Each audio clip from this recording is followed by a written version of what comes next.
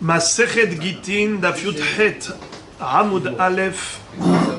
On va commencer par la 6e ligne. Itmar me'emata imonim laget. Rav Amar Mishaat Netina ou Shmuel Amar Mishaat Ketiva. Vous le savez qu'une femme qui a perdu son mari ou bien qui a divorcé, elle ne pourra se remarier que 3 mois plus tard. Pourquoi? Car il est fort possible qu'elle est déjà enceinte du mariage précédent et lorsque la grossesse va se déclarer 3 mois plus tard, nous allons croire qu'elle est tombée enceinte du second mari. Alors qu'en réalité, elle est enceinte du premier mari. C'est pour cela que les Chachamim ont dit, pour ne pas qu'on ait de confusion, on ne saura pas cet enfant de qui il est, de son premier ou second mari, eh bien, il faut marquer un temps d'écart, 3 mois d'écart entre le premier mariage et le deuxième mariage.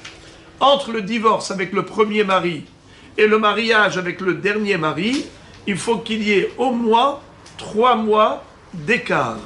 Car si elle est enceinte du premier mari, eh bien on verra qu'elle a du ventre. La grossesse va se déclarer. Donc c'est comme ça que Hachamim ont institué qu'il n'y ait pas de remariage avant que ne s'écoule 3 mois depuis le divorce. La question est de savoir depuis quand faut-il compter les 3 mois? Depuis l'écriture du guet ou bien depuis la transmission du guet? C'est-à-dire depuis le moment où le mari est venu chez le sofer, il a fait écrire et signer le guet, ou bien est-ce que c'est depuis le moment où il a transmis le guet à sa femme? Remise du guet. Mahloket. Rav Amar Mishaat Netina ou Shmuel Amar Mishaat Ketiva. Mahloket. Selon Rav, c'est depuis le moment de la remise du guet, et selon Shmuel, c'est depuis le moment de l'écriture et signature du guet. La question, vous demandez d'après Shmuel quelle est la raison. Ce n'est pas logique ce que dit Shmuel. Pourquoi? Parce que si on a écrit le guet et on ne l'a pas remis, et il l'a remis que bien plus tard, en attendant elle a pu tomber enceinte de lui, alors comment Shmuel se réfère à la ktiva du guet? Ce n'est pas logique. Quelle est la logique de Shmuel donc?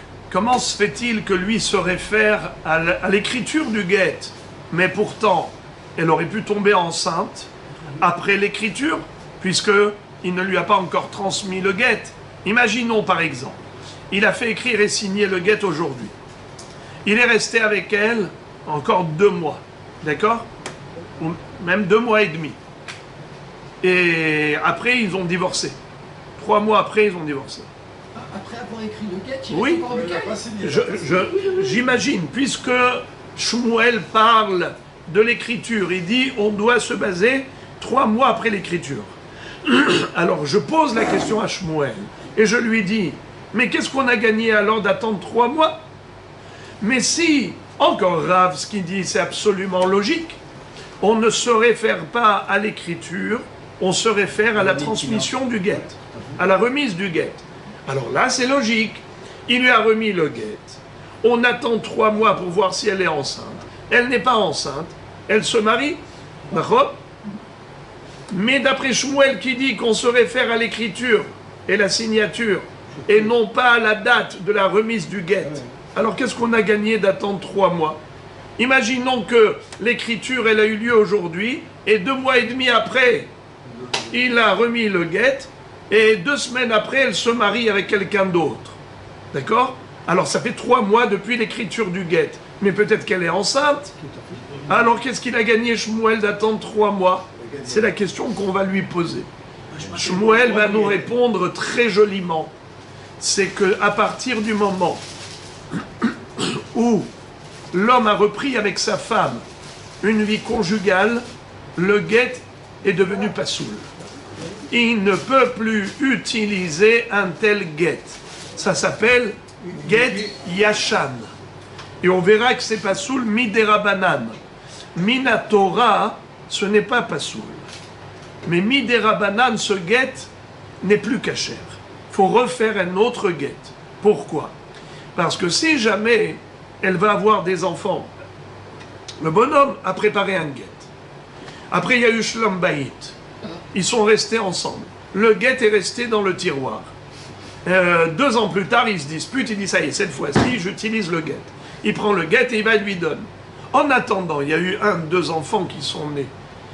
Imaginez-vous, le jour où cette femme va sortir son guet comme preuve qu'elle a divorcé, ils vont voir la date de l'écriture, d'accord? Alors ces enfants, d'où ils viennent? Ils sont hors mariage. Non, pas mamzer. Non. Comme quoi, elle les a eus en tant que célibataire avec un autre homme. C'est ce que les gens vont dire. Elle était divorcée. Et elle les a eus, peut-être même avec son ex-mari. Elle les a eus, mais c'était hors mariage. Qu'est-ce que les gens vont dire? C'est des enfants pagoum. Pegoumim. Qu'est-ce que c'est pagoum? Ils ne sont pas nés dans les conditions normales, en bonne et due forme, avec Choupa et Kiddushin. Ce sont des enfants de la prostitution, des hors mariage. Alors ceux-là, pourquoi est-ce qu'ils ont besoin de souffrir toute leur vie d'une telle calomnie? Pourquoi? Alors que leur femme était bémet, alors que leur mère était bémet mariée. Car c'est vrai qu'il a écrit le guet à ce moment-là, mais il a donné le guet que 2 ans plus tard, donc elle était encore avec son mari. Elle les a eus avec son mari comme les premiers enfants.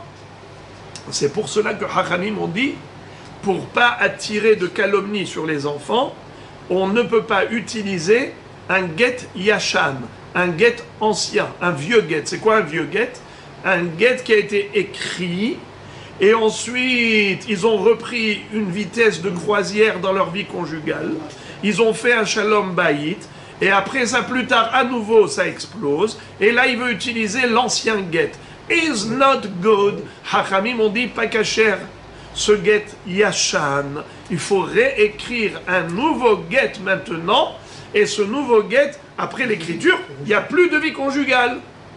Si jamais vous reprenez une vie conjugale, il faudra réécrire un 3e guet. Bekitsour, on ne peut pas utiliser un guet yashan. Voilà pourquoi Shmuel dit, je peux me référer à l'écriture. Je n'ai pas besoin d'attendre 3 mois après la remise du guet. Il est suffisant d'attendre 3 mois après l'écriture du guet. Je compte 3 mois depuis le moment où il a écrit le guet. Eh bien, puisqu'il a divorcé avec ce guet, donc c'est pas un guet yashan. Puisqu'un guet yashan n'est pas kasher. Donc c'est un guet qui n'est pas yashan. Ça veut dire quoi un guet qui n'est pas yashan? Il n'y a pas eu de reprise de vie conjugale. Il n'a pas été avec sa femme depuis. Donc on sait pertinemment que depuis le jour où il a écrit le guet, il n'a pas eu de rapport intime avec sa femme.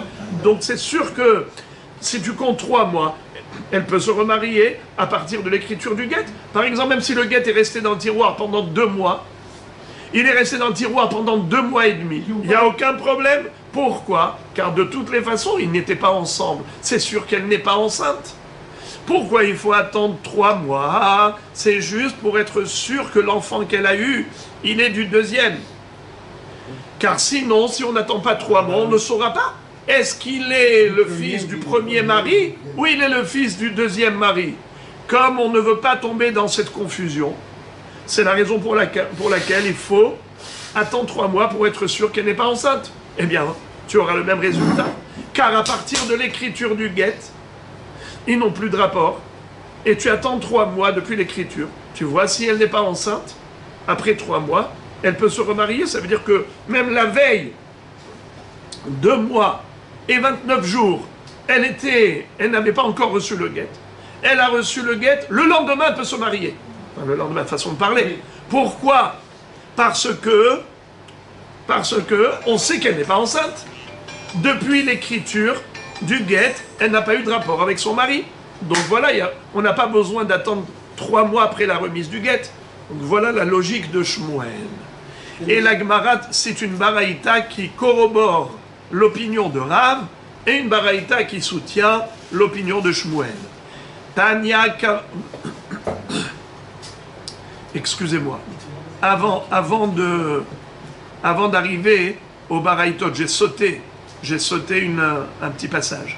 Matkifla Rav Natan bar Oshaya lishmuel yomru shetenashim bechatzer achat zo asura vezo moteret. Alors qu'est-ce qui s'est passé? Rav Natan bar Oshaya a posé une forte kushia. Il a dit, d'après Shmuel, il peut y avoir quelque chose de choquant. Lequel choque? Imaginez-vous, à l'époque où la bigamie était permise, la polygamie était permise. Ce n'est que Rabbeinu Gershom qui a fait un hérem pour interdire la polygamie. Sinon, dans l'absolu, un homme pouvait avoir 2 femmes et dans le même hatzer.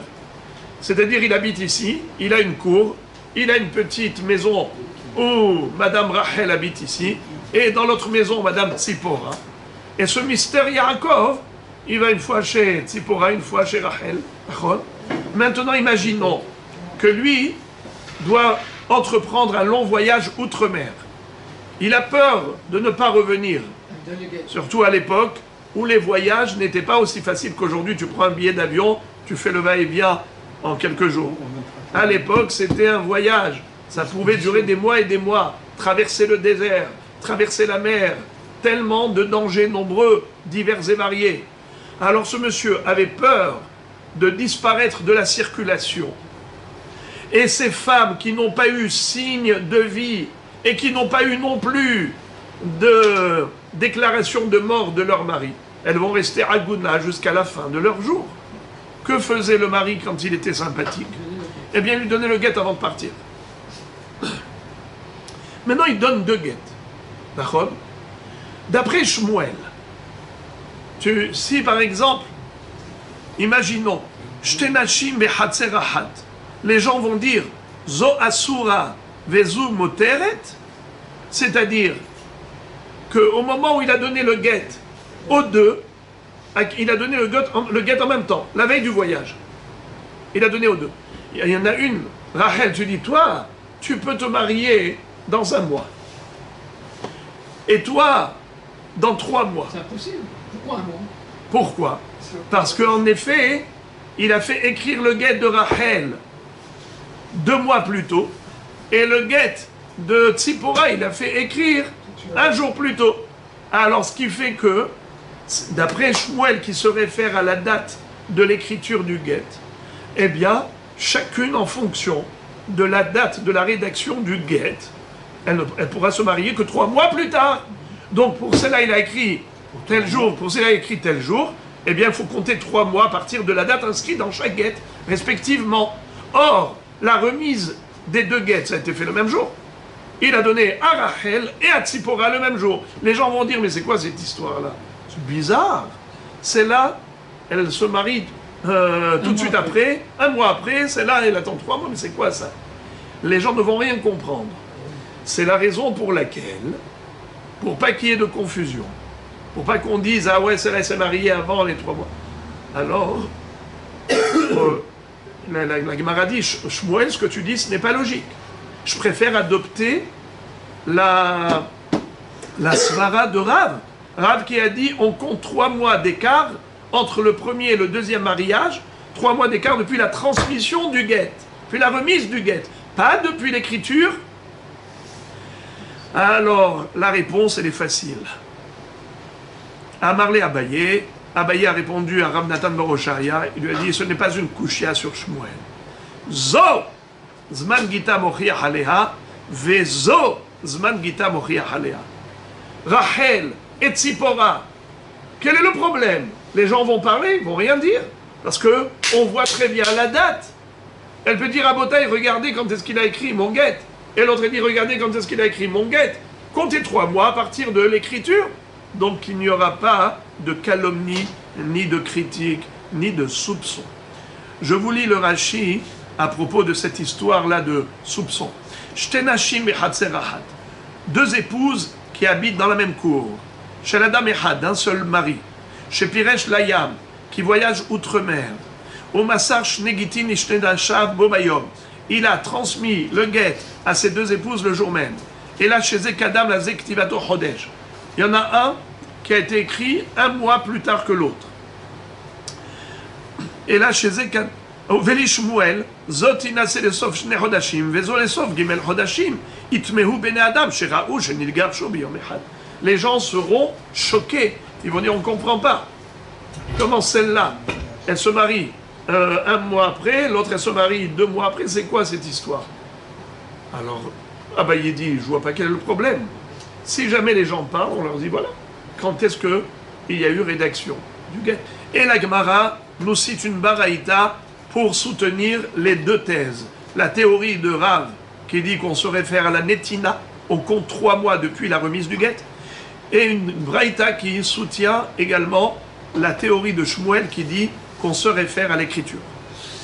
Tanya Kavate de Rav, Hasholeach get leishto, celui qui envoie un guet à son épouse par un émissaire, Venishtahe Hashaliach baderech, Gimel Chodashim, et le Shaliach, il a mis 3 mois pour arriver jusqu'à la femme.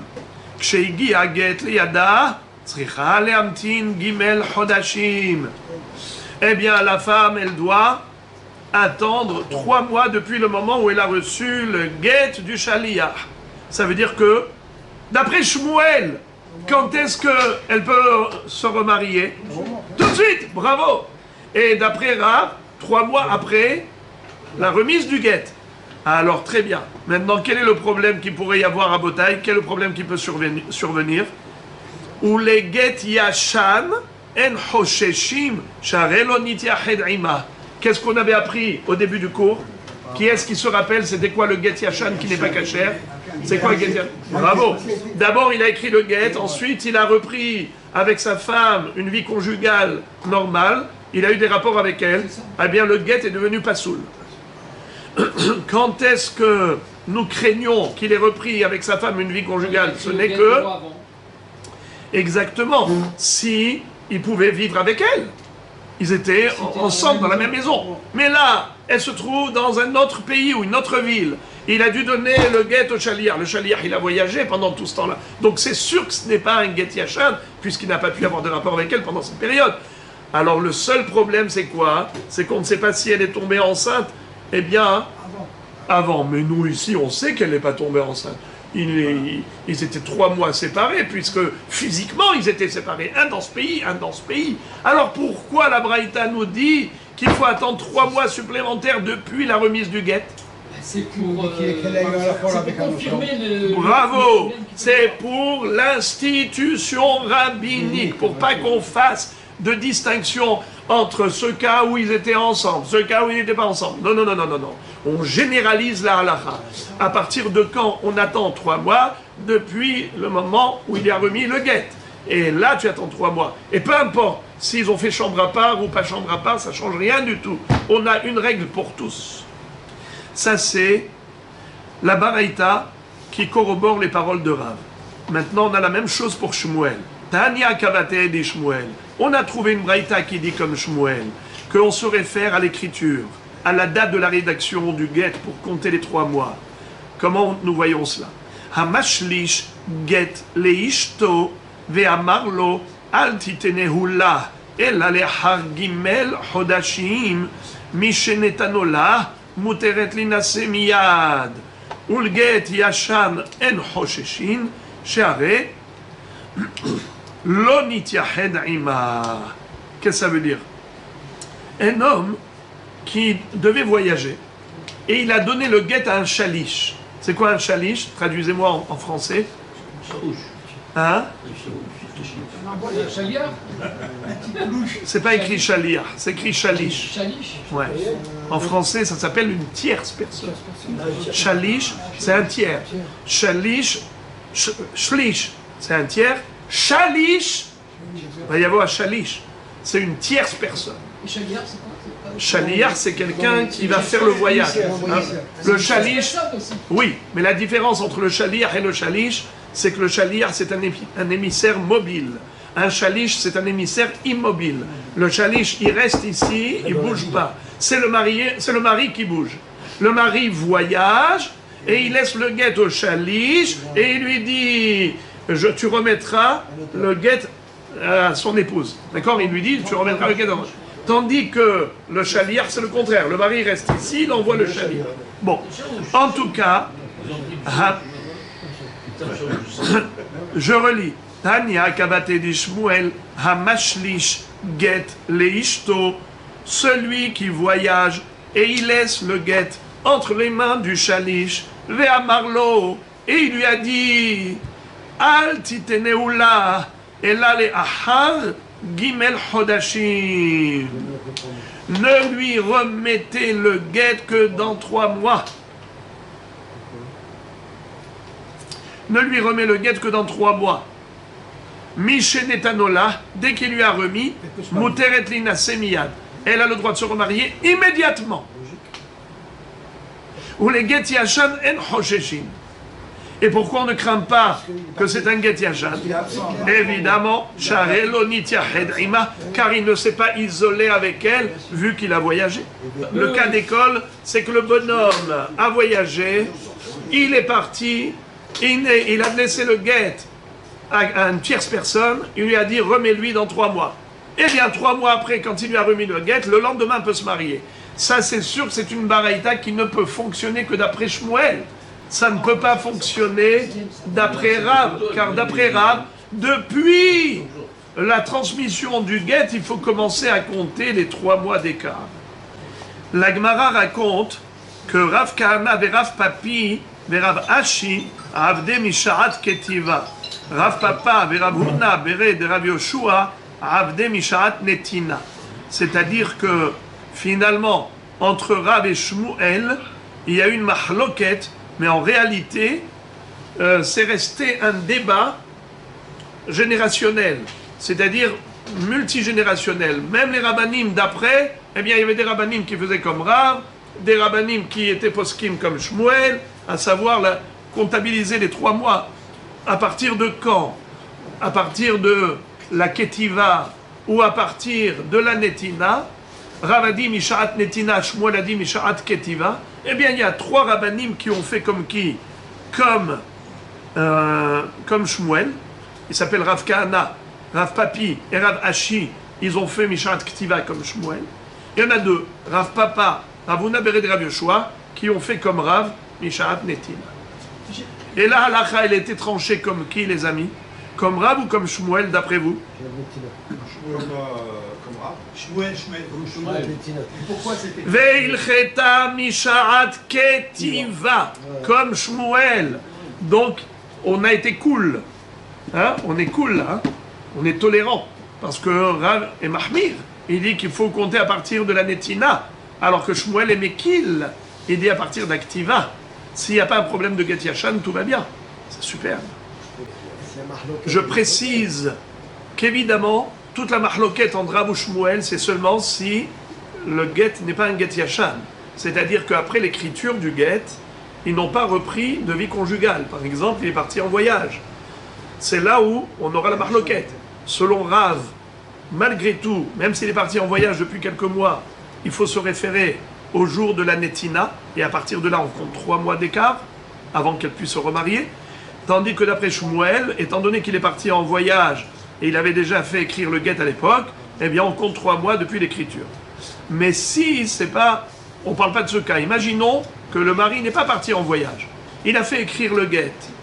Et ensuite, après l'écriture du guet, il a continué à vivre avec elle maritalement, c'est-à-dire il s'est isolé avec elle. Ils ont continué à vivre dans la même maison. Dans ce cas-là, le guet est pas soul. Il faudra refaire un nouveau guet, c'est évident. Bon, Itmar, et maintenant, un nouveau débat. Mais Matai Ketuba Meshametet. Vous connaissez le din de Shmitat Ksafim, c'est-à-dire, il y a la remise des dettes, l'annulation de toutes les créances à partir de la Shemitah. Tous les 7 ans, Miketz Sheva Shanim, Ta'aseh Shemitah. Et il y a ce qu'on appelle Shmitat Ksafim. De la même façon que la Shemitah concerne l'agriculture, la Shemitah concerne également les créances. Toutes les créances sont annulées à la fin de la Shemitah. C'est pour ça d'ailleurs qu'aujourd'hui on fait un prosbol pour qu'il n'y ait pas annulation des dettes par la Shemitah. Mais bon, prosbol c'est une takana de Hillel Hazaken qui vient bien plus tard. Mais dans la Torah on ne parle pas de prosbol. Dans la Torah on parle de Shemitah point à la ligne. Mais la question se pose. Et là je vous demande, les amis, quel est le din de la ketouba? Est-ce que la Shemitah annule la ketouba? Pas du tout. Alors on s'explique. La Shemitah annule toutes les créances. Qui est créancier dans l'histoire de la ketouba? C'est qui le créancier? Le mari. Au contraire, c'est la femme. Le mari, il doit la ketouba à la femme. C'est qui le créancier? C'est la femme. La femme, elle a une ketouba, c'est-à-dire une preuve que le mari lui doit de l'argent en cas de divorce ou en cas de veuvage. D'accord? Alors donc, créancière, c'est madame.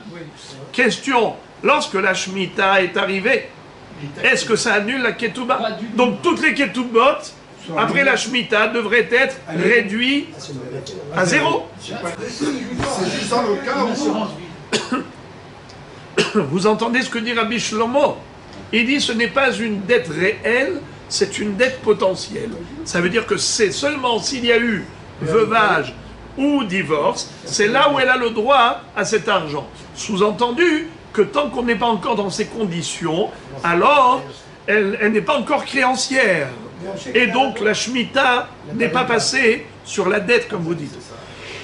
La preuve que c'est faux, c'est que si jamais, imaginons par exemple, le mari avait des biens immobiliers.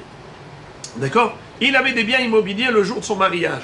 Donc il a assujetti au remboursement de la ketouba, au règlement de la ketouba, les biens immobiliers. Ensuite, il les a vendus. Et voilà que le jour où il divorce, il n'est pas solvable. La femme a le droit d'aller voir les clients de jadis qui ont acheté ces biens immobiliers après le mariage, et elle leur dit: messieurs, ces biens sont hypothéqués, car moi je me suis marié avec lui avant que vous n'achetiez ce carcar, ce bien immobilier de chez lui. Et vous connaissez la règle, que tout créancier a un droit d'hypothèque sur tous les biens immobiliers qui appartiennent à l'emprunteur, depuis le jour du prêt. Depuis le moment du prêt, eh bien automatiquement, c'est implicite, ça n'a même pas besoin d'être explicite, cette hypothèque, c'est immédiatement assujetti au remboursement. Si on disait, comme vous le dites, que la dette, elle ne commencera qu'après divorce, ou qu'après veuvage, alors dans ce cas-là, pourquoi les biens immobiliers, elle peut les saisir, mais il n'y avait pas de dette le jour du mariage, c'était que potentiel, ce n'était pas une dette réelle. De là, on apprend que c'était une dette réelle, c'est-à-dire que si jamais il y a veuvage, ou si jamais il y a divorce, alors rétroactivement, la dette, elle a commencé depuis le jour du mariage. Depuis le jour du mariage, le mari, il est mishta'abed. D'ailleurs, c'est toute l'histoire d'Aketouba. Mishta'abed, à quatre faits. Comment il dit là-bas quand on lit? Il dit que tous les biens que possède le Hatan sont assujettis à ce règlement de son vivant et après sa mort. Ok. Mais comme c'est dit en araméen dans la Ketouba, on ne comprend pas. Mais c'est exactement ce qu'on dit. Donc c'est une dette depuis le mariage. Question, est-ce que la Shemitah qui annule toutes les dettes annule aussi la Ketouba? Vous êtes sûr que non, mais vous ne savez pas pourquoi. Voilà. Hazak. Et vous avez raison de dire non. Une Ketouba reste en vigueur même après la Shemitah. Comment ça se fait?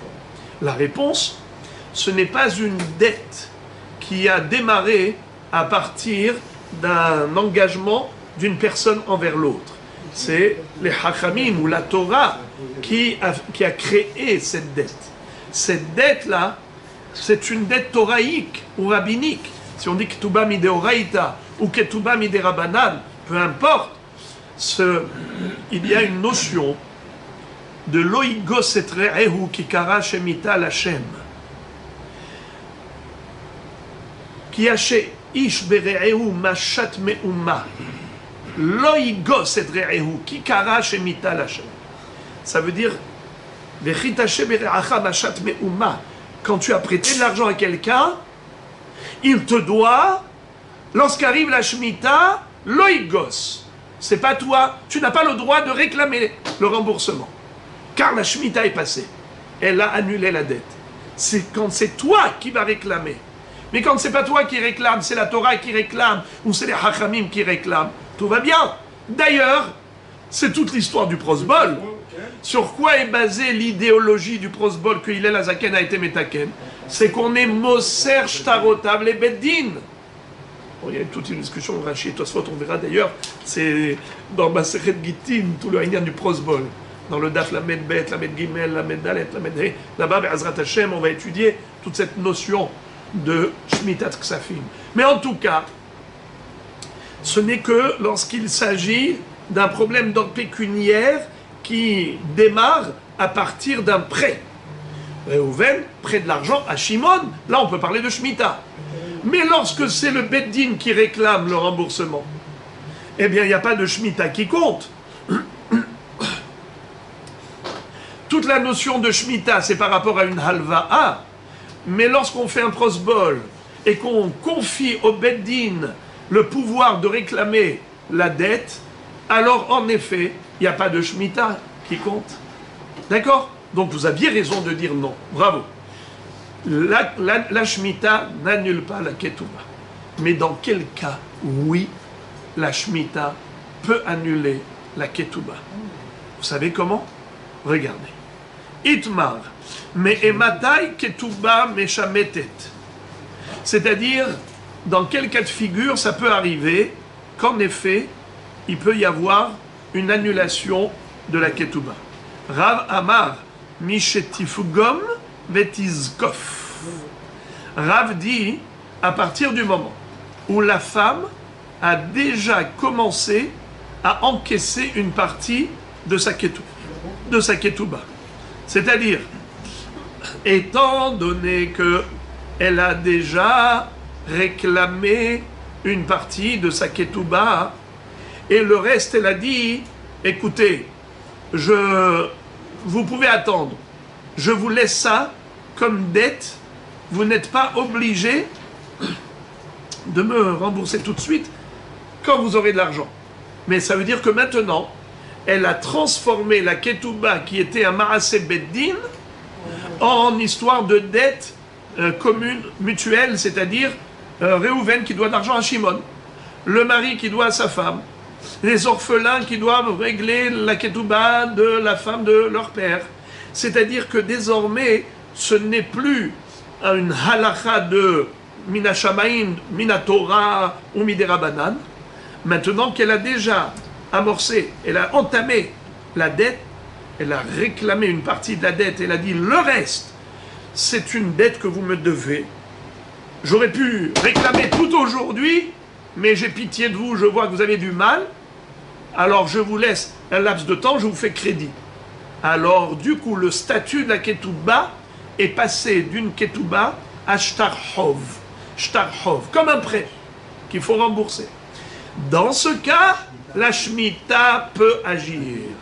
Et si l'année de la Shemitah va passer là-dessus, ça va annuler la dette du montant restant. C'est ce que nous dit Rav. Shmuel Amar, Pagma, Afalpi Shelo Zakfa, Zakfa, Afalpi Shelo Pagma. C'est-à-dire, pour Shmuel, elle n'a même pas besoin d'entamer le remboursement, le règlement de la Ketouba. Même si elle n'a pas touché une partie de la Ketouba.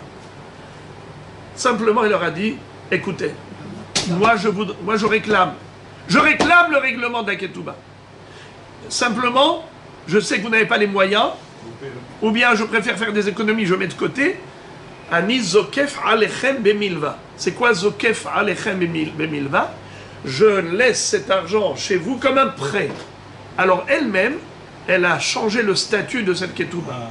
C'était une ketouba qui était Maaseh Beddin, Minatora ou Midrabana. Et du coup, maintenant, ça devient une histoire mutuelle entre deux personnes, comme quelqu'un qui a emprunté à l'autre. Et bien voilà, elle leur a dit, l'argent que vous me devez, je vous le laisse pour l'instant, je vous fais crédit. Alors ça s'appelle milva. La Shemitah, elle peut annuler une telle ketouba. Ou bien, inversement, même si elle n'a pas dit clairement, je vous laisse le reste comme milva, elle a juste entamé la ketouba, c'est-à-dire quoi entamer la ketouba? Elle a déjà réclamé une partie, on lui a payé une partie, le restant devient automatiquement comme une milva, comme une alva'a, comme un prêt. Et la Shemitah peut agir pour annuler cette dette. Donc je répète, pour Rav, il faut deux conditions, deux critères. Premièrement, Pagma, et deuxièmement, Zakfa. Pagma, ça veut dire qu'elle a déjà entamé, elle a déjà reçu une partie de la ketouba. Et Zakfa, c'est qu'elle a dit, le reste, je vous le laisse comme un prêt, vous me payerez quand vous pourrez. Quand on a ces deux choses réunies, Pagma et Zakfa, alors là, la Shemitah peut annuler le montant restant. Tandis que Shmuel, on n'a pas besoin des deux critères réunis. Chaque critère, respectivement, suffit. Pagma, même sans Zakfa. Zakfa, même sans Pagma, c'est suffisant pour octroyer à la Ketouba un statut de Halva'a, pour que la Shemitah puisse l'annuler. Et là encore, très joliment, la Gemara nous cite une baraïta qui soutient la thèse de Rav et une baraïta qui soutient la thèse de Shmuel. Tania kavate de Rav, Tania kavate de Shmuel. Tania kavate de Rav, me ematai ketouba meshametet mishetivgom vetizkov. À partir de quand la Shemitah peut annuler la ketouba? À partir du moment où on a les deux critères réunis. Tifgom vetizkov. Elle a encaissé une partie et elle a laissé le reste comme un prêt. Mais si il manque un critère, la Braïta nous dit Pagma velo Zakfa, ou bien Zakfa velo Pagma, et Nameshametet. Ça veut dire que la Braïta enfonce le clou pour que les choses soient claires, nettes et précises, sans aucune ambiguïté. Il faut les deux conditions réunies pour. Ça c'est Rav. Non, c'est pas Rav. Comme Rav.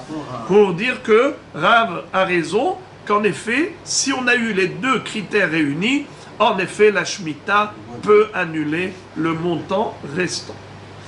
Tania Kabate di Shmuel. Mais on a trouvé aussi une braïta qui dit le contraire, qui soutient Shmuel. Voici. Onès, un violeur, ou Knas, ou la sanction, la pénalité que doit reverser le calomnieur. Motzi Shemra. Vous connaissez l'histoire de Motzi Shemra? Quelqu'un qui s'est fiancé, un an plus tard il s'est marié, et le lendemain il vient au Beddin, il dit je n'ai pas trouvé de sang, c'est-à-dire qu'elle n'était pas vierge comme on le pensait, comme prévu. En fait, j'ai entendu qu'elle m'a trompé quand elle était fiancée avec moi. Et donc il veut, il risque même carrément de la tuer, parce qu'il peut faire venir des faux témoins.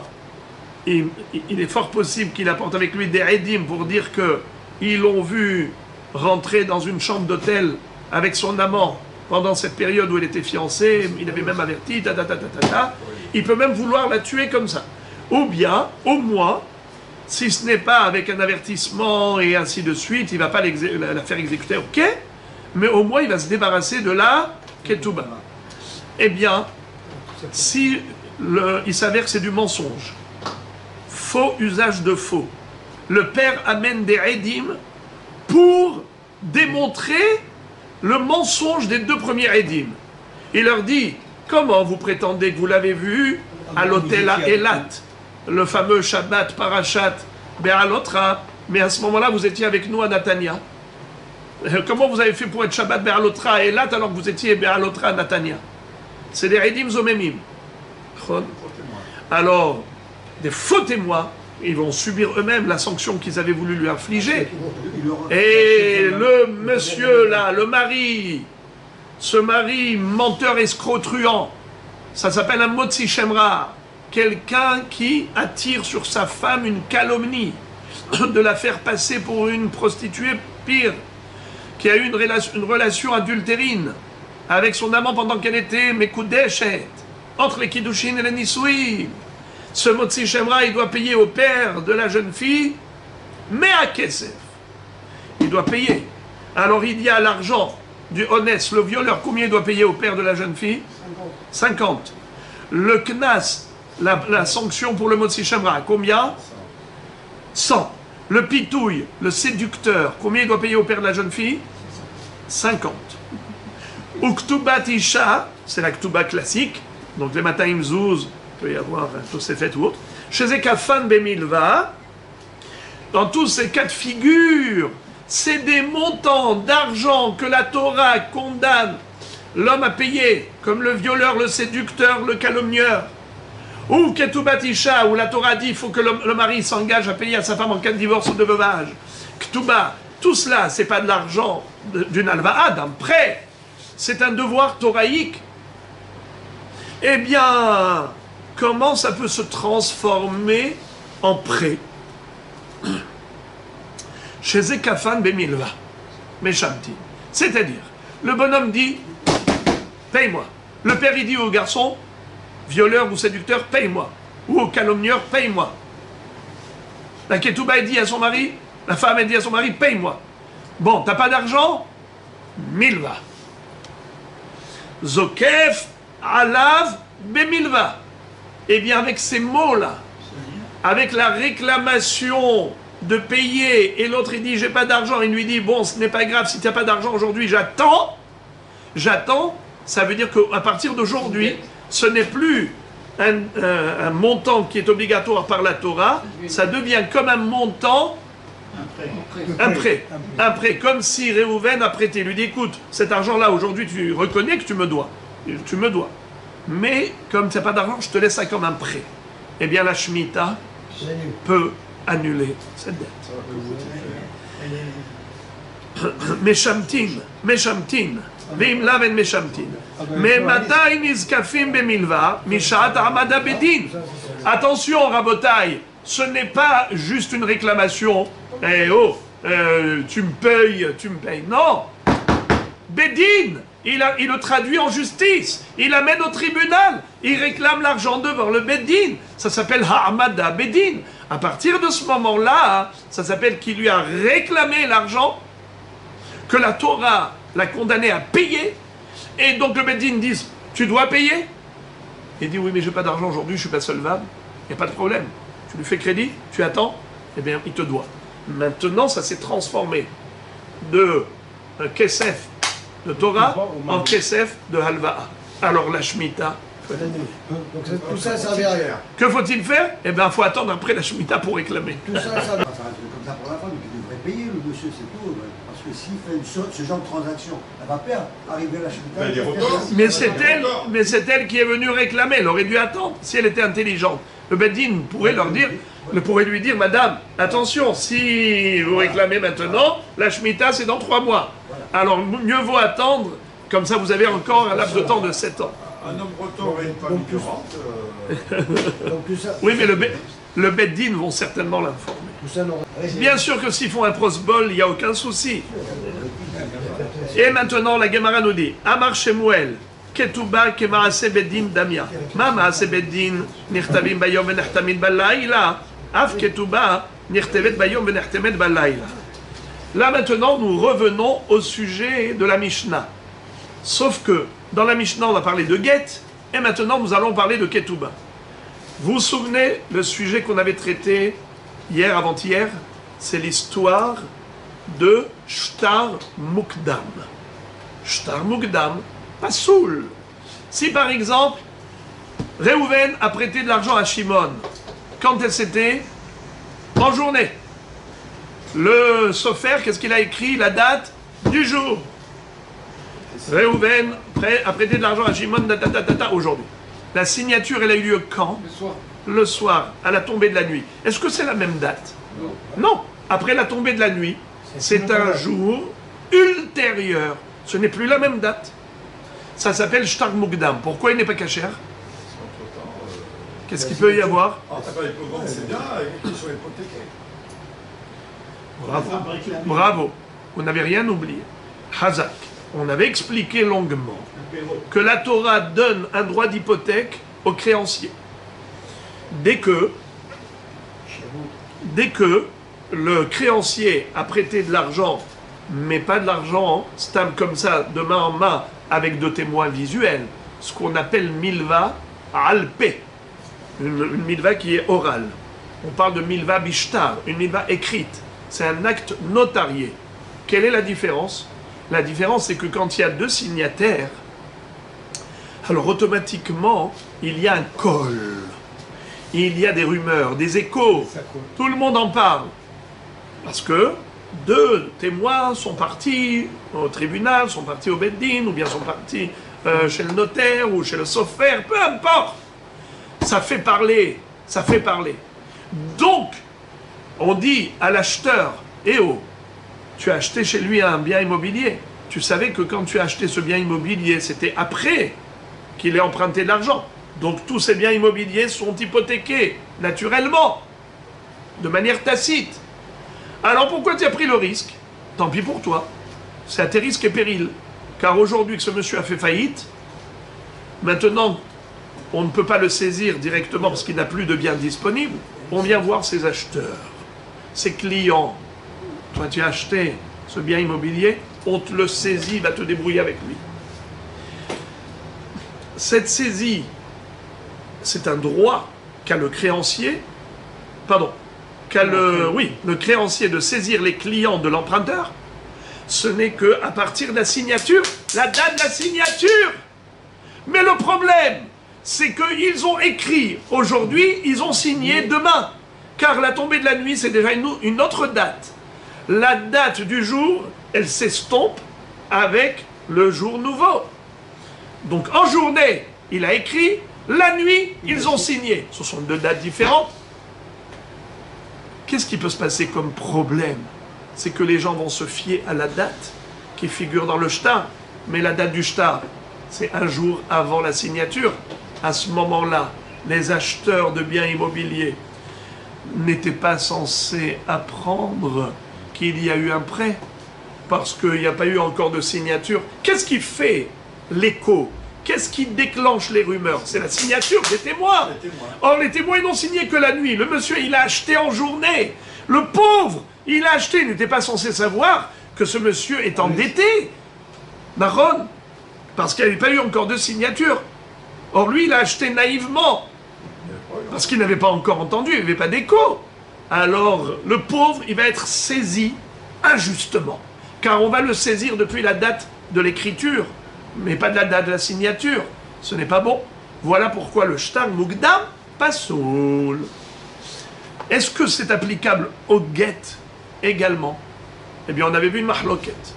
Selon Rabbi Shimon, il dit le get, il n'y a pas de problème pour le get. Le get, ce n'est pas un shtar de réclamation d'argent.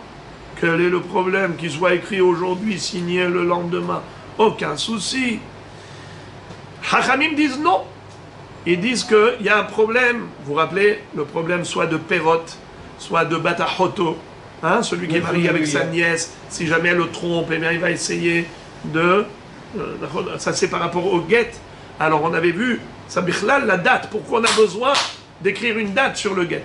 Et après, au cas où c'est un get mukdam, le problème des pérotes, le problème de Batahoto. Ok. Tout ça, c'est pour le get. Mais maintenant, parlons de Ketouba. Est-ce que la Ketouba, c'est comme tous les shtarot? Est-ce que la Ketouba, c'est comme le get d'après Rabbi Shimon? Quel est le statut de la Ketouba par rapport à une Ketouba mukdemet? C'est-à-dire qu'on a écrit la Ketouba en journée et les Edim n'ont signé sur la Ketouba qu'à la tombée de la nuit. Est-ce que ça disqualifie la Ketouba parce que ça s'appelle Shtar Mukdam? tout shtar de halva'a qui est mukdam is not good. Que ce soit un acte de vente, un acte de prêt, un acte de legs, n'importe quel document où on a un décalage de temps entre l'écriture et la signature, eh bien ce n'est pas bon parce que la date qui figure sur le shtar, c'est la date de l'écriture. C'est pas la date de la signature. Or, c'est la signature qui fait toute l'histoire des rumeurs. Par rapport au Shirbout Karkarot, eh bien, c'est pas cachère. Mais qu'en est-il d'une ketouba qui a été écrite dans la journée et signée la nuit? Est-ce que c'est aussi problématique comme un shtar ou pas? C'est la question. Eh bien, on va voir le débat. Amar Shemuel, ketouba kemaase bedin damia. מה מעשה בית דין נכתבים ביום ונחתמים בלילה? אף כתובה נכתבת ביום ונחתמת בלילה. C'est-à-dire que, d'après Shmuel, une femme qui s'est mariée, la ketouba, c'est comme un psak du Beit Din.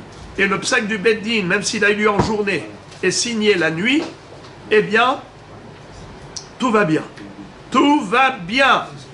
Il n'y a pas de problème de décalage entre la date de l'écriture et la signature. Parce que c'est comme un Beit Din. À partir du moment où le Beit Din a prononcé un verdict, même si l'écriture, même si la signature n'a eu lieu qu'après, ce n'est pas grave. Je vous lis Rashi. Ma ma'ase Beit Din hiyuve mishum psak dinu afal gav de lo ihtim.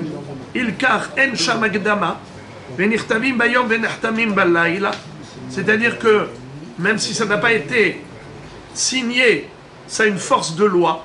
Et puisque ça a une force de loi, même sans signature, ça ne nous dérange pas que la signature ait lieu à la tombée de la nuit. Pareil pour la ketouba. Même si elle a été écrite au moment où Nichnesa la Houpa, de Kiruv Hatnuthu, Haïl Shiaboudé Afalgab de Lohtim. C'est incroyable. Il nous dit, Rashi nous révèle le secret, il nous dit que l'engagement de la ketouba, même avant qu'on ait terminé la houpa et tout, ça veut dire que au moment de la houpa, c'est à ce moment-là qu'on donne la ketouba, il dit il y a ce qu'on appelle kiruv hatnout. C'est quoi kiruv hatnout? La femme et le mari, ils sont tellement heureux de pouvoir construire leur foyer ensemble que cette union leur donne envie de s'engager l'un envers l'autre, même sans signature. C'est un ma'aseh beddin, tnaï beddin. Et donc, ça ne nous dérange pas qu'il y ait eu signature à la tombée de la nuit, car même sans aucune signature, l'engagement est présent. L'engagement est en vigueur.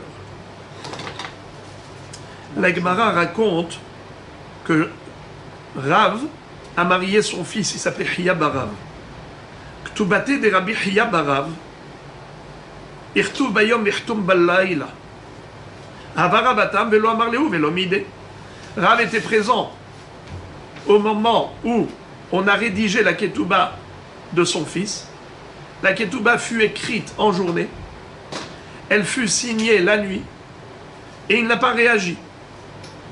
La Gemara demande Lima ki Shmuel svirale, est-ce qu'il faut dire que obligatoirement Rav il est d'accord avec Shmuel pour dire que la ketouba a un statut de Maaseh Beddin, et par conséquent, même s'il n'y avait pas de signature du tout, tout va bien. Alors ça ne nous dérange pas qu'il y ait une signature ultérieure. Est-ce que c'est cela la raison de son silence, qui ne dit mot consent? Mais est-ce qu'il consent pour cette raison? Ou bien peut-être pour une autre raison? La Gemara dit, Behemet, il n'est pas obligé de penser comme Shmuel. Peut-être qu'en général, c'est gênant. Mais là, c'était spécial. Pourquoi? Asukin beoto inyan havu, detania marabil azar barbit sadok lo shanu lakshen asukin beoto inyan, aval asukin beoto inyan kacher. Regardez. Rashi explique très joliment. Il nous dit que même pour les shtarot en général, pour n'importe quel document où on exige que la signature ait lieu à la date qui figure dans l'écriture, dans le shtar, eh bien, malgré tout, parfois on est tolérant. Et on accepte et on admet que la signature se fasse la nuit à la tombée de la nuit, bien que l'écriture, la date de l'écriture, c'était en journée. Pourquoi? Asukim beoto inyan. Kevan she'aedim mezoumanim lahtom, אלא שבעל כורחם צריכים להמתין עד שיסיים הסופר את השטר, אף על גב דתרמלה לאורתא כאשר שהרי משעת כתיבה נמית לקלה. Qu'est-ce que ça veut dire? Il nous dit que, en réalité, ce n'est pas toujours qu'on disqualifie un shtar qui a été écrit en journée et qui a été signé la nuit. Il y a une dérogation. Quelle est l'exception? Dans quel cas on admet et on accepte la signature à la tombée de la nuit, la signature des témoins, bien que l'écriture du shtar, du document, était en journée. Et dit que non, non. Parce que justement, on est en train de dire que Rav n'est pas obligé de penser comme Shmuel que la ketouba c'est hors norme. La ketouba c'est spécial, c'est Tnaï Beddin. Pas besoin de dire ça. Même pour un document classique, d'ordre pécuniaire, financier classique, un acte de prêt, un acte de vente, un acte de legs, peu importe. Si on a commencé à rédiger en journée et que ça s'est poursuivi la nuit, et la nuit ils ont signé, il n'y a pas de problème. Pourquoi? Il nous dit que toute l'histoire des deux témoins, ça fait parler du shtar. Mais quand les deux témoins sont là, et ils sont prêts à signer, ils disent, allez, nous on est prêts à signer. Mais c'est le sofer qui tarde à écrire et à rédiger le document. Eh bien, on considère que les échos, les rumeurs ont déjà lieu. Pourquoi? Parce que, puisqu'ils étaient là au moment d'écriture, alors déjà, quand il y a deux personnes qui sont là pour signer, alors déjà, tout le monde en parle. Je répète, quelle est l'histoire de la signature? C'est une histoire de rumeur. Oui. Cette rumeur-là, elle a lieu même déjà au moment où les Edim s'apprêtent à signer, même si ça a tardé et que ça a été après, ça a tardé jusqu'à la tombée de la nuit, no problem. Asukim beoto inyan kasher. איזה יופי. רבי שמעון מכשיר.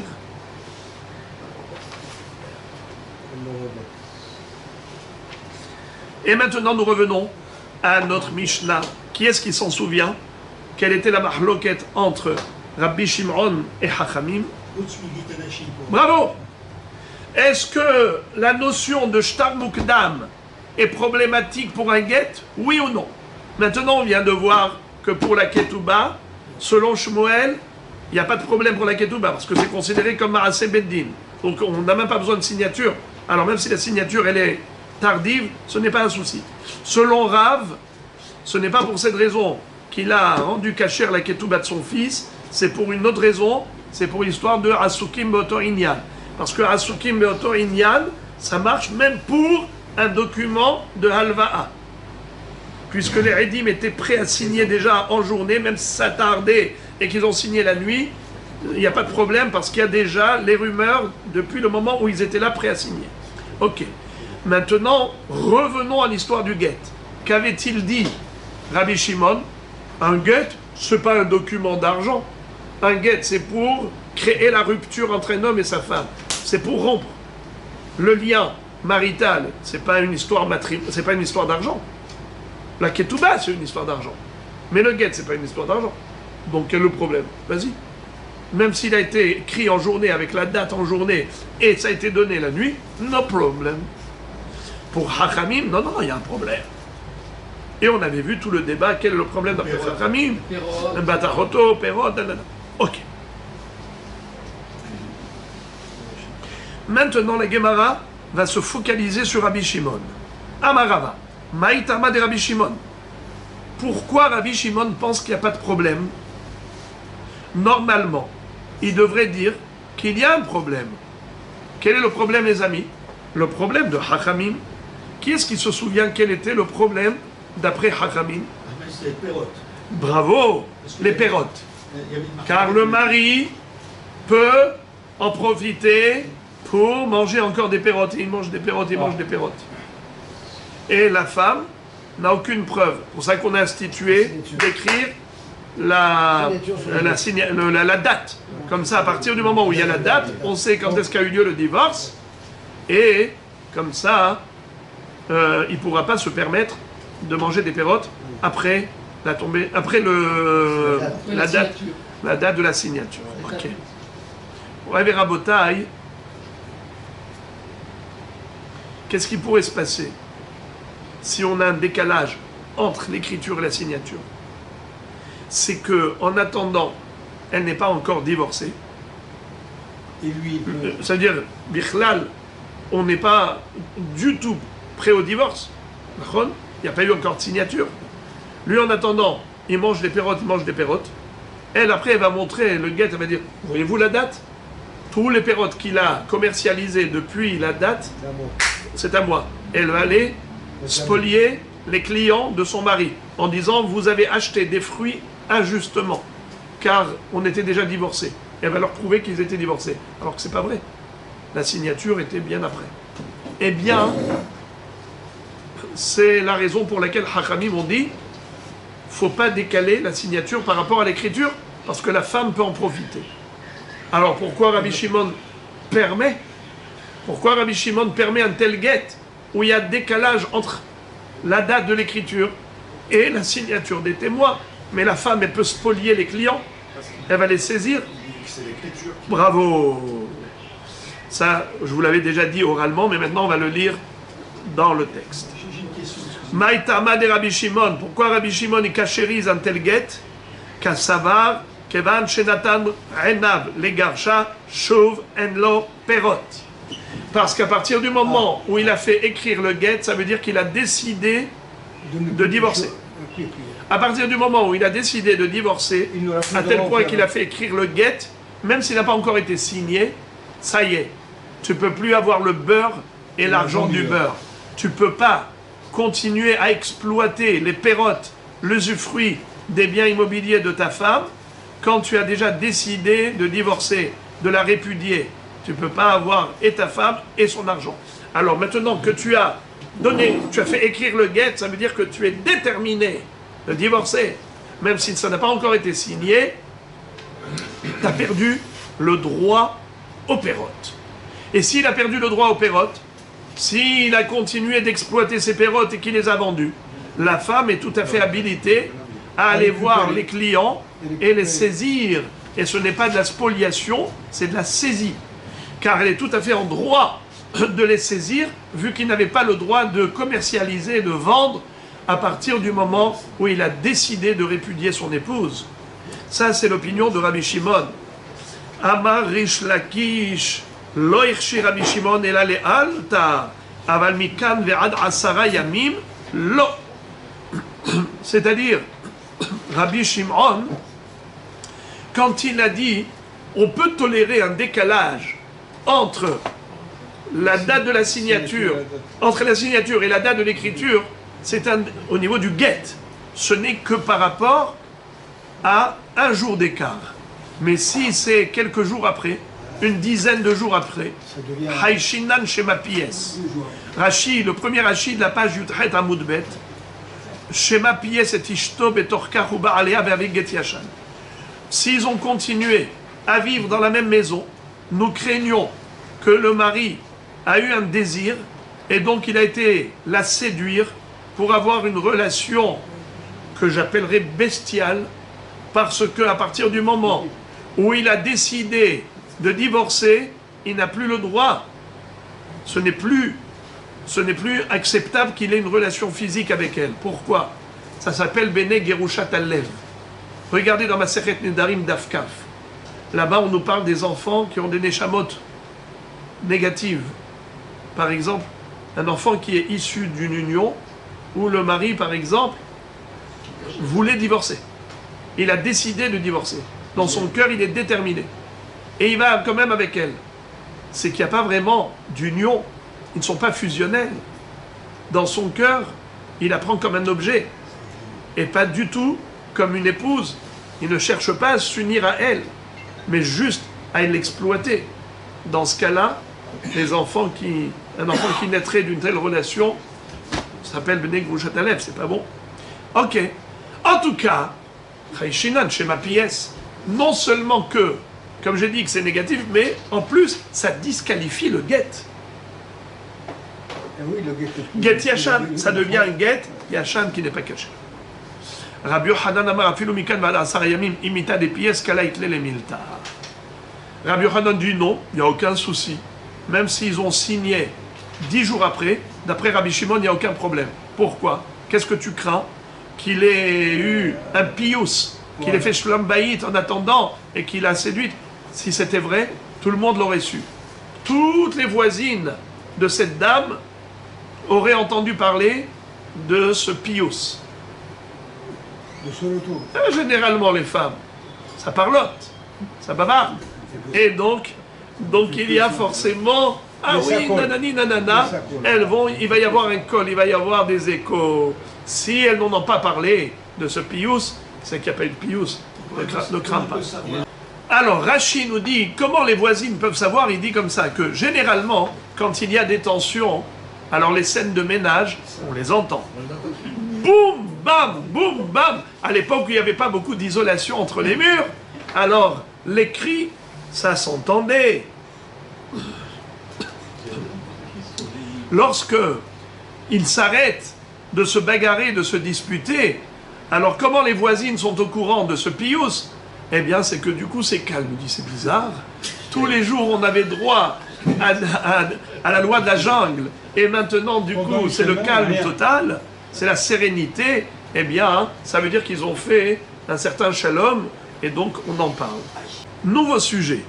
Itmar. Il a été enseigné dans le Beth Midrash. Amar le Asara, kitvu get le ishti. Amar Rabbi Yochanan, shnaim mishum edim, vekulam mishum tnai. Qu'est-ce que ça veut dire? Si jamais un mari a donné l'ordre, ou plutôt, il a adressé une demande à tout un public qui était présent. D'accord? Il était là à la synagogue, il a vu tous ses amis, il leur dit, quitte-vous, get les ishti. D'accord? À qui il s'adresse? À tout le monde ici présent. Sans exception. Alors qu'est-ce qu'on fait? Regardez-moi ça. Il faut écrire le get. Et qui va signer? Shnaim mishum edim et kula mishum tnai. Tout le monde va signer. Mais il n'y en a que deux. Les deux premiers qui s'appellent edim. Et tous les autres, ils signent, non pas en tant que... vraiment edim, on n'a pas besoin d'eux. Mais c'est en tant que tnaï. C'est-à-dire, comme le mari a dit, je voudrais que ce get soit signé par tout le monde. C'est-à-dire comme ça. Il n'a pas dit kulchem, il a dit quitte-vous get les ishti. Quitte-vous get, ça veut dire quoi? Eh bien, ça veut dire qu'il y en a deux signataires qui ont un statut de edim, et les autres, ils sont signataires en tant que condition. C'est quoi Rabotai en tant que condition? C'est qu'il a voulu lui faire ce qu'on appelle en anglais la hshoma. Il a voulu que tout le monde en parle, et donc c'est pour cela, comme ça dit Rashi. Rashi dit Kulam lo ihtimbo ela kede levaisha barabim utnai gamur itil bagedze delon levigita ilan ken hotmin bo kulam. C'est-à-dire pour lui faire la hshoma, pour lui faire la honte, il veut que tout le monde signe sur ce guet. Mais donc le statut de Edim, c'est que les deux premiers, et les autres signataires, c'est que pour la publication, parce qu'il veut lui faire une honte en public. Ok. On ne parle pas maintenant d'une réalité, on est en train de parler d'un cas d'école. Alors ça c'est, vous entendez la neshama pure de Rabbi Raphaël, il ne peut pas supporter, il a de la peine. C'est un cas d'école, ça n'a jamais eu lieu. Amar Rabbi Yochanan, Shnai mishum edim et kula mishum tnai. Rish Lakish Amar, kula mishum edim. Rish Lakish dit non, kula mishum edim. Sa kavana, c'était que tout le monde soit signataire en tant que témoin et pas juste pour lui faire la honte. La Gemara pose la question, elle dit Echidami, de quel cas on parle? Elima de lo amar leukulechem. S'il n'a pas exigé que tout le monde, que tout le public participe à la signature, même s'il y avait 10 personnes présentes, quand il leur a dit écrivez un get à ma femme, alors à qui il s'adresse? Que à 3 sur les 10. Il y en a un qui va écrire et deux qui vont signer, on n'a pas besoin de faire signer tout le monde. Et là, de amar lehu kulechem, maï benayhu. Donc forcément, de quoi on parle? Du cas où il a dit kulechem, vous tous vous signez. Alors, quelle est la différence entre Rabbi Yochanan et Rish Lakish? Rabbi Yochanan dit, il n'y a que 2 témoins, et les autres, c'est juste pour lui faire la honte, c'est un tnaï. Il veut absolument lui faire la honte. Donc c'est obligé, c'est une condition sine qua non que tout le monde signe. Sinon le guet n'est pas cachère. Ou bien Rish Lakish qui dit, tout le monde signe à titre de témoignage, et pas juste pour lui faire la chouma, c'est pas un tnaï. La Gemara dit, Maï benayhu, quelle est la différence si les signataires ont un statut de témoin, où les signataires n'ont pas un statut de témoin? C'est juste à titre de tnaï, à titre de condition pour lui faire la honte. Qu'est-ce que ça change concrètement? Quelle est l'incidence halachique? La Gemara dit, Ika benayhu, de hatum betre minayhu beyomeh, ve'innach mikan ve'ad 10 yamim, man de amar mishum tnaï, kasher, man de amar mishum edim, pasoul. C'est très joli. La Gemara nous donne une première incidence. Si jamais il y en a 2 qui ont signé le jour même, le jour de l'écriture, là où on a mis la date, on a dit il fallait, c'est dit ok, alors maintenant ils ont signé le jour même, il y en a 2 qui ont signé le jour même. Mais les 8 autres ont signé que plus tard, quelques jours après. Est-ce que le guet est caché, oui ou non? Oui, bien sûr, les 2 signatures. Non, parce qu'il avait les tnaïs de la honte. signature, c'est parce qu'il a appelé. Non, pour lui, ça avait un tnaï. Aïe aïe aïe aïe aïe naï naï naï naï naï naï aïe naï naï. Alors à Botaï, la réponse elle est pas choute, la réponse elle est pchouta. Si on dit qu'il les a nommés comme témoins signataires, donc les témoins ils doivent signer le jour même. On a déjà dit que d'après Hachamim, un get mukdam n'est pas kasher. Si l'écriture avec la date était un jour et la signature un autre jour ultérieurement, eh bien ce n'est pas kasher. Maintenant, c'est qui les témoins? C'est que 2 sur les 10 ou bien c'est les 10 qui sont témoins? C'est ce qui change tout. D'après Rish Lakish qui a dit ils sont tous témoins, tous les signataires ont un statut de témoin, alors les témoins doivent témoigner le jour même. S'il y en a 2 qui ont signé le jour même et 8 autres qui ont signé quelques jours après, it's not good. Tandis que, d'après Rabbi Yochanan, it's very good. Le guet, il est caché la méadrine. Pourquoi? Il y en a 2 qui sont témoins. Les autres, c'est juste un tnaï. Le tnaï, tu peux l'accomplir à n'importe quel moment. On n'a pas de date spéciale. Dès qu'ils ont rempli la condition, le tnaï est accompli. Le guet est caché. C'est ça l'halakha. Ça, c'est la première incidence. Deuxième incidence, inami, kegon shenimtsa echad mehem karov ou pasoul. Les man de amar mishum tnaï kasher, les man de amar mishum edim pasoul. Encore une incidence. Vous connaissez la règle. Nimtsa echad mehem karov ou pasoul edutan betela. Je vous pose la question, les amis. Quel est le din si on a 2 témoins? Il y en a un qui est proche parent. Il est proche parent du Hatan, par exemple. Il est proche parent du concerné. Il lui a prêté de l'argent, il y en a un qui est son frère. Il peut? Non. Très bien. Donc automatiquement, le témoignage est annulé. Il est nul et non avenu. Quel est le din si maintenant ils sont 3 témoins? Regardez ça. On a un frère et 2 étrangers. Je vous pose la question. On a 3 témoins. Un qui est proche et 2 étrangers. Et alors? Est-ce que le témoignage est valide? Oui ou non? Bah, puisqu'il y a 2 témoins. Ouais, 2 témoins, j'ai C'est un peu comme les 10. Alors, pour la logique, vous avez raison. En ce qui concerne la logique, vous avez raison. La halakha, vous n'avez pas raison. C'est lui qui a raison. Oh, bravo. Dans Masechet Makot, il y a une Mishnah qui dit clairement que pourquoi la Torah écrit Al pi shenaim edim o shelosha edim im itkayemet ha'edut bishnaim kol sheken bishlosha. Pourquoi la Torah te dit sur la base du témoignage de 2 ou 3 personnes, on pourra statuer. Mais pourquoi tu me parles de 3 si déjà 2 sont valables? Alors ça suffit de, à plus forte raison 3. Pourquoi tu as besoin de me parler de 3? C'est pour te dire que 3 c'est comme 2. Quand on n'en a que 2 et l'un d'entre eux est nul parce qu'il est karov ou pasoul, alors tout le témoignage est annulé. Pareil quand ils sont 3. Si l'un des 3 est Karov au Pasoul, tout le témoignage est annulé. Bien que les deux autres étaient valides, mais maintenant ils sont invalidés à cause de l'association du troisième qui n'est pas bon. Alors maintenant, regardez la beauté. C'est trop beau maintenant. Dans l'histoire du guet où il lui dit signez-vous tous, et ils sont 10. On a dit que d'après Rish Lakish, plutôt d'après Rabbi Yochanan, il y en a 2 qui sont témoins, les 8 autres, qu'est-ce qu'ils sont? Juste pour le Tnaï, que pour lui faire la honte.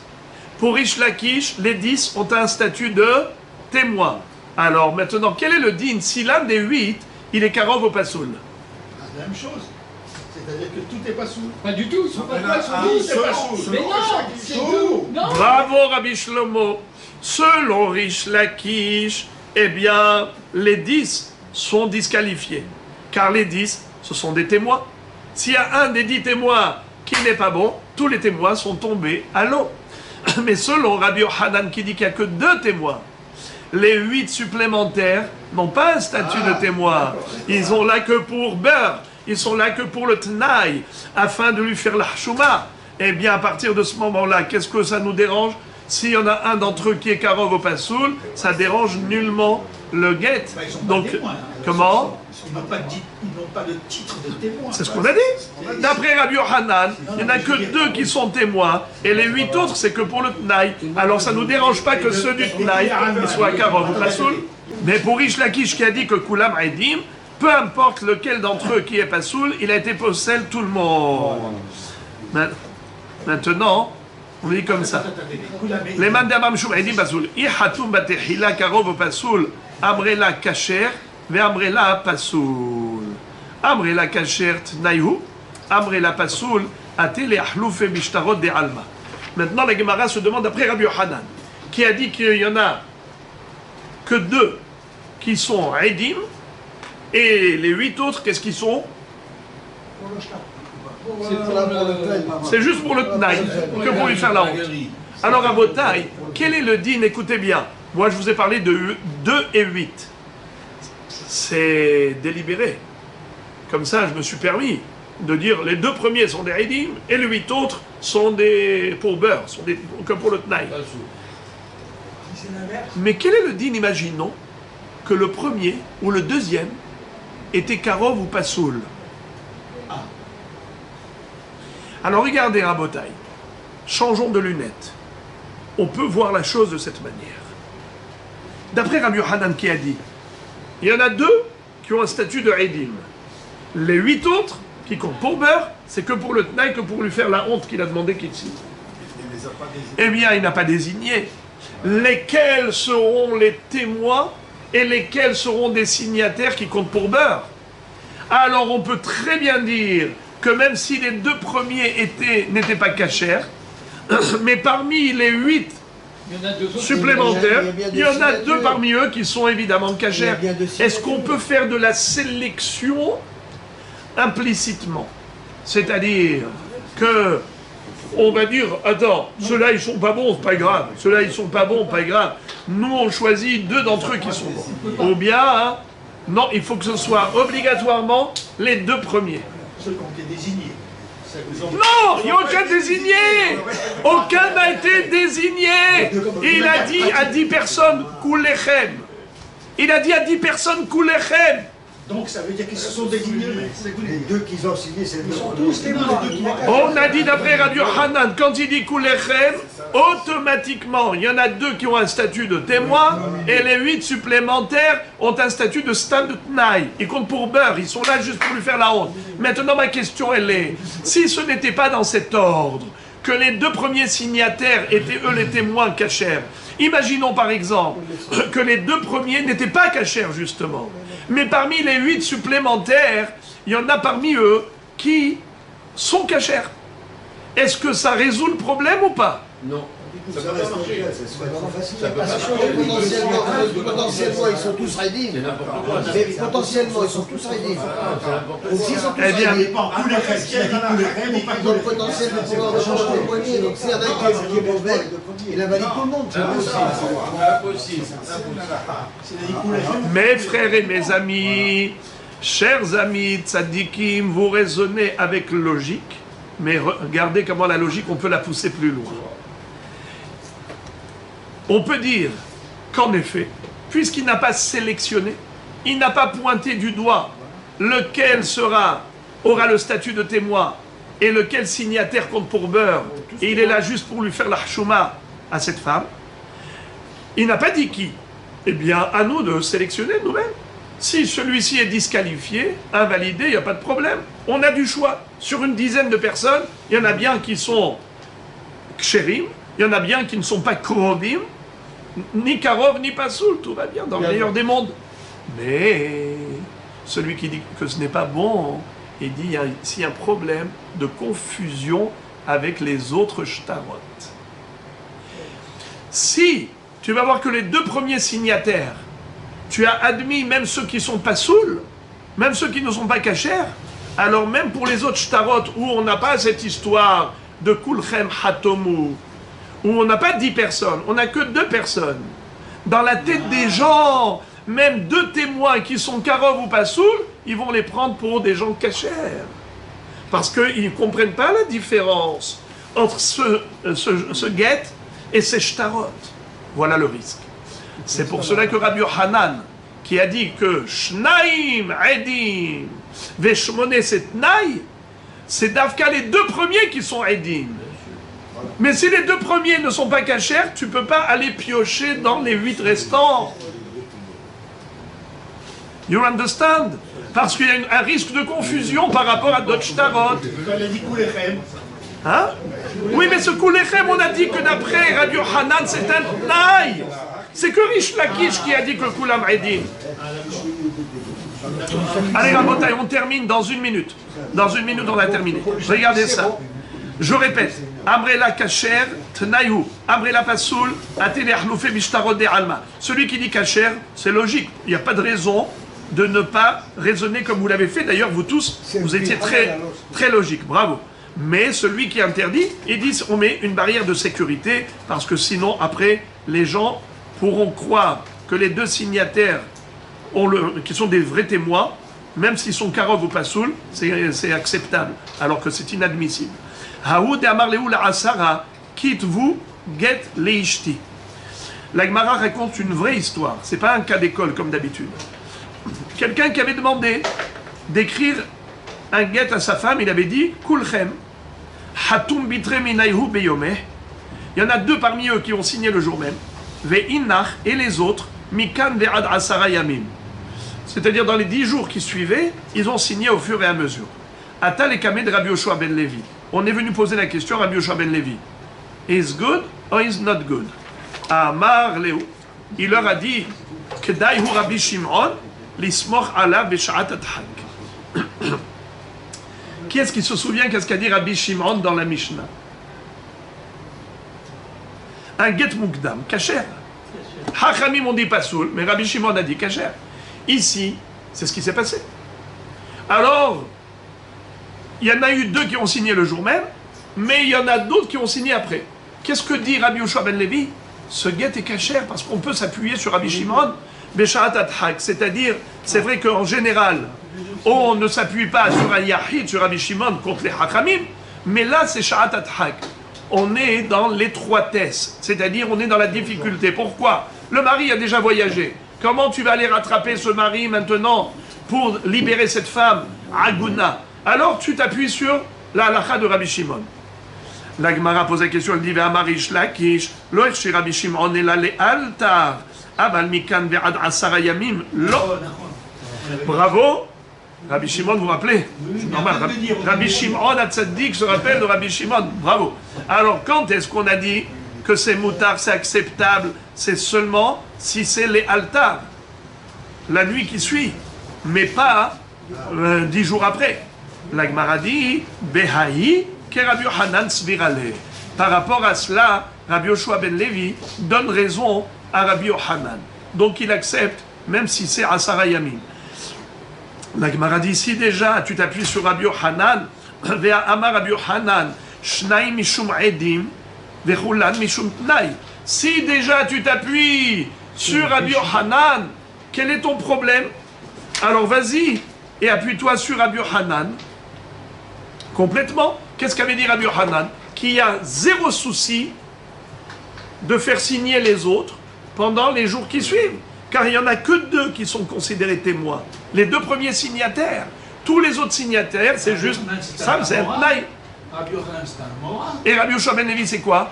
Un Mora aussi, mais alors, il s'appuie sur quoi, Rabbi Yochanan pour les... Mais on vient de dire maintenant que Rabbi Yoshua ben Levi était d'accord avec Rabbi Yochanan. Oui, non. Il était contemporain. Ça, pour les Amoraïm, j'ai compris. Mais il se base sur Rabbi Shimon Kalpana. Attendez. Vous n'avez même pas entendu la fin que déjà vous posez une question. C'est pas de votre habitude, Rabbi Shimon. Comment vous voulez comprendre si vous n'avez pas tout entendu? Alors, je répète. La question de la Gemara, elle est pourquoi tu dis que Rabbi Yoshua ben Levi, il n'est pas d'accord, s'il est d'accord avec Rabbi Yochanan, pourquoi est-ce qu'il a besoin d'aller chercher Rabbi Shimon bar Yochai en disant Kedai ou Rabbi Shimon bar Yochai nismoch alav b'shat adchak? Mais on n'a pas besoin de ça. Car même si tu es possède comme Hachamim, qui disent qu'un guet pareil est pas soul, mais ce guet-là, il est caché. Pourquoi? Quand est-ce que Hachamim disent qu'un guet mugdam est pas soul? C'est lorsque l'écriture a eu lieu à cette date.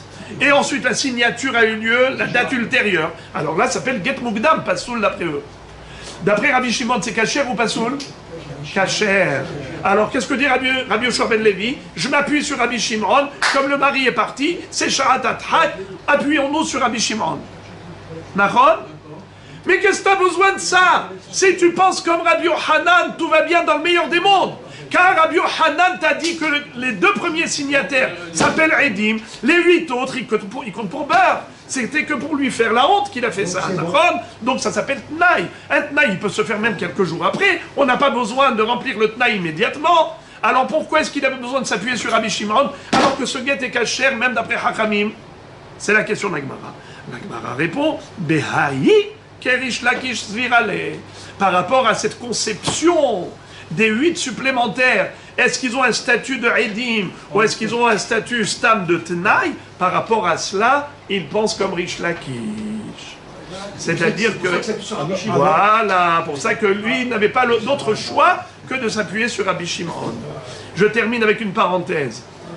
Les Hasidim disent que Daïhu Rabbi Shimon nismoch alav b'sha'at adhak. Qu'est-ce que ça veut dire? Il est bon de s'appuyer. Malheureusement, dans la vie, qui est-ce qui échappe aux épreuves? Chacun est son lot. Chacun a son sha'at adhak. Si tu vas prier Hachem par le mérite de Rabbi Shimon bar Yochai, eh bien, sache que lui peut être ton avocat là-haut. Kedai hu Rabbi Shimon lismoch alav b'sha'at adhak. Tu vas allumer une bougie, Leilou Nishmat Rabbi Shimon, tu donnes la tzedaka. Donc, parfois on dit Elahad Meir Aneni, Rabbi Meir Balanes, parfois Rabbi Shimon bar Yochai. Mais tu as sur qui compter. Le mérite de ce tzaddik, Rabbi Shimon, il avait dit moi je peux dispenser tout le monde du jugement divin. Il peut plaider en faveur de la personne qui prie par son écoute. Chez Srutot Tagen Alenu.